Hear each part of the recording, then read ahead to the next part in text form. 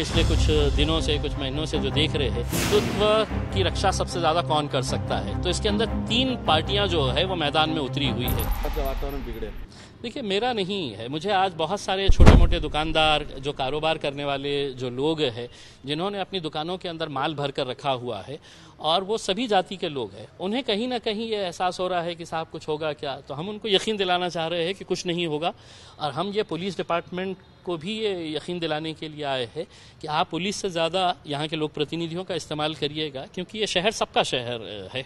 भोंगा उतरवण्याची 3 तारखेचा 1 तारखेची सभा MIMची, कसं बघता या सगळ्याकडे आणि अल्टिमेटमवर तुमची प्रतिक्रिया? देखिए, इसके बारे में महाराष्ट्र के गृह मंत्री ने पूरे अच्छी तरीके से खुलासा कर दिया है।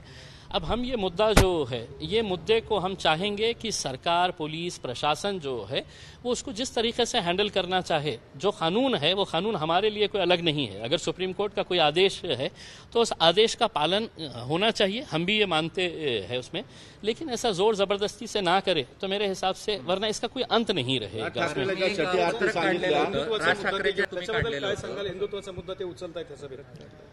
देखिए, मेरा यही कहना है कि ये मैं तमाम लोगों को ये बताना चाहता हूँ, मेरे हिंदू भाइयों को भी और मुसलमानों को भी ये बताना चाहता हूँ कि ये जो मामले हम पिछले कुछ दिनों से, कुछ महीनों से जो देख रहे हैं, ये हिंदू और मुसलमान का मुद्दा नहीं है।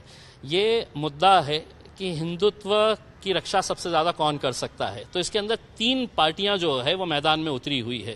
एक तरफ भारतीय जनता पार्टी है, दूसरी तरफ शिवसेना है, और तीसरी तरफ ये मनसे है। अब ये तीनों के अंदर ये होड़ लगी हुई है कि सबसे ज़्यादा हिंदुओं की रक्षा करने वाला, हिंदुत्व को सबसे ज़्यादा मानने वाला, हिंदुत्व के लिए लड़ने वाला कौन सी जमात है। तो ये तीनों के अंदर आपस में कंपटीशन है, और जब मैदान के अंदर उतरे हैं तो इन्हें एक सॉफ्ट पंचिंग बैग चाहिए, एक सॉफ्ट पंचिंग बैग चाहिए कि जिसको है तो वो पंच करते रहे। और वो पंचिंग बैग जो है वो तीनों के लिए है तो मुसलमान है कि उनके मस्जिद को कभी टारगेट करो, मुसलमानों को कभी टारगेट करो।